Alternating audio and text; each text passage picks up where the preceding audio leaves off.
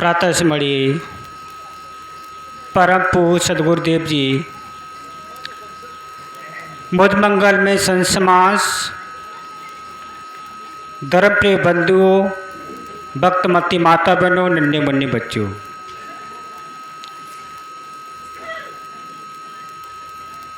आज पूरे भारतवर्ष में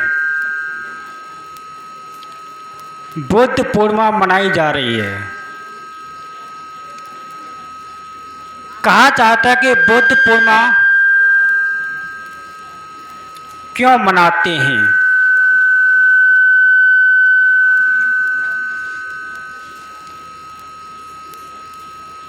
पहले एक छोटा सा भजन, उसके बाद कुछ विचार।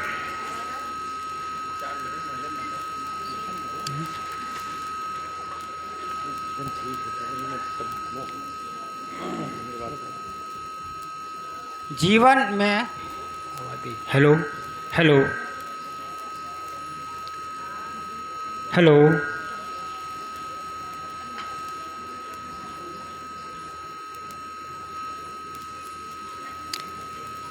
हम लोग सत्संग में आते हैं तो क्यों आते हैं।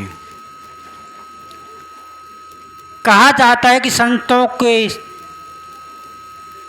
हम ज्ञान को सुनने के लिए आते हैं। हमारे जीवन में संस्कार का क्या महत्व है। संस्कार वो चीज़ है जो आपकी पूंजी है। संस्कार ना होने के कारण में आपने सुना होगा, अभी टीवी पर सुना होगा, मेरठ जैसा कांड।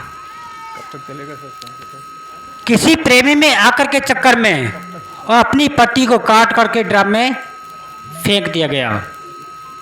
किसके चक्कर में? संस्कार ना होने के कारण। यदि उस समय पर संस्कार होते, चाहे बेटी हो चाहे बेटा हो, तो ऐसी घटना कभी नहीं घटती। आज माता बहनों का सिर झुक गया है। कोई अपना सिर उठा करके नहीं कह सकती मैं संस्कारी हूं। संस्कार आपको कहां से मिलते हैं? संस्कार हमें मिलते हैं सत्संग के माध्यम से।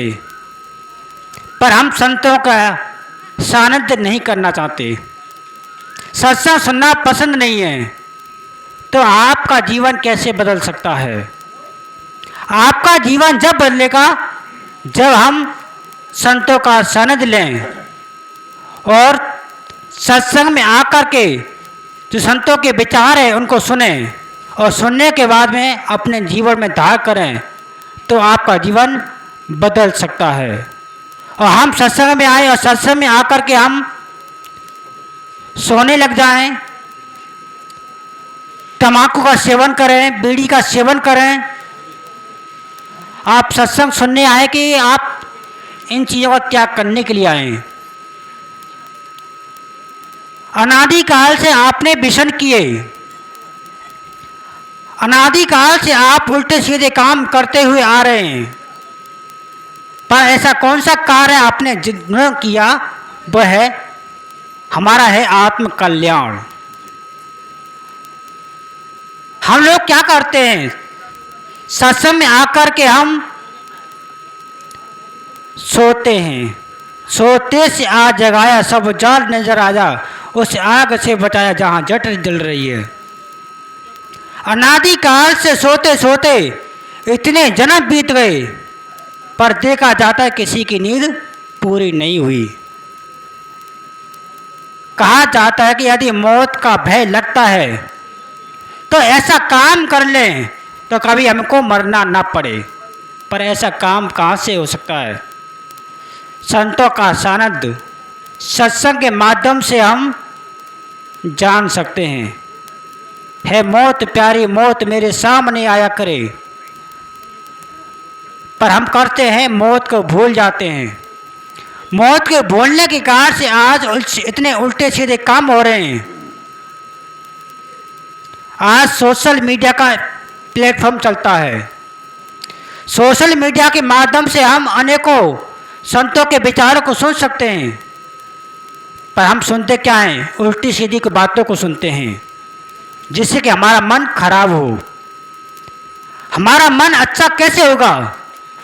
जब हम उसी चीज से अच्छी बातों को सुने, संतों के विचारों को सुने, पर संतों के विचारों को हम सुनना पसंद नहीं करते।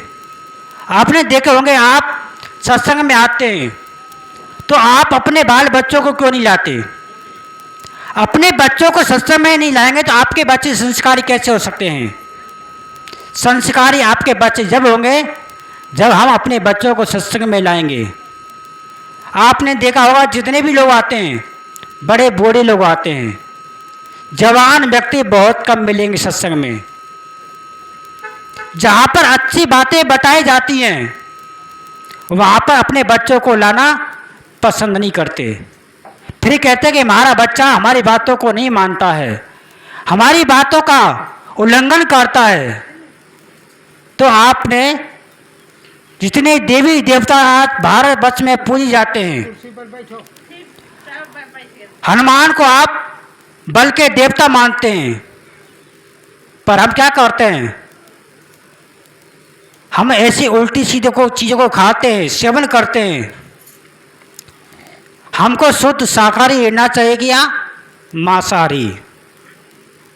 हमारा जीवन है मनुष्य जीवन, और मनुष्य जीवन में आकर के ऐसा काम करें, ऐसा कर्म करें वो कि आपको लोग याद करें।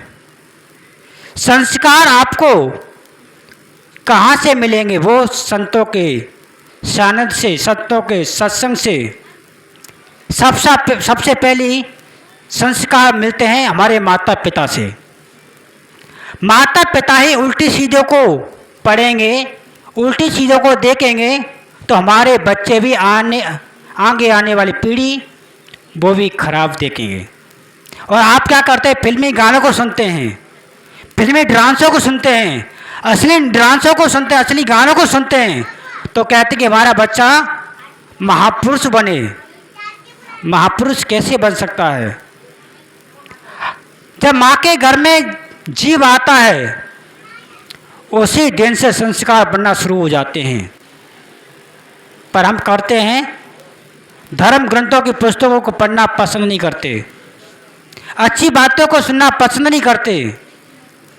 जब तक हम अच्छी बातों को नहीं सुनेंगे, जब तक हमारा जीवन बदल नहीं सकता।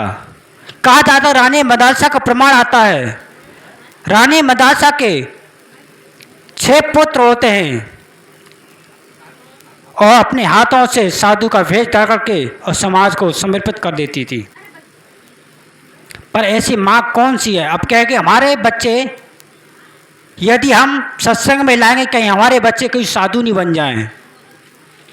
यदि हर माँ हर पिता अपने बच्चों को रोकेंगे कि हमारा भारतवर्ष आज सदगुरु कबीर साहब को पूछता है, महात्मा बुद्ध की आज जयंती मनाते हैं, क्यों मनाते हैं? यदि महात्मा बुद्ध घर से नहीं निकलते तो आज महात्मा बुद्ध को कितना लोग जानते? कोई नहीं जानता। कहा जाता है, दुख और दुख के कारण और दुख का निवारण।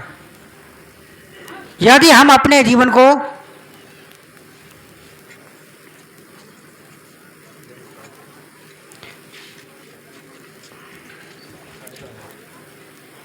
कहते मन की तरंग मार लो बस हो गया भजन, आदत बुरी सुधार लो बस हो गया भजन।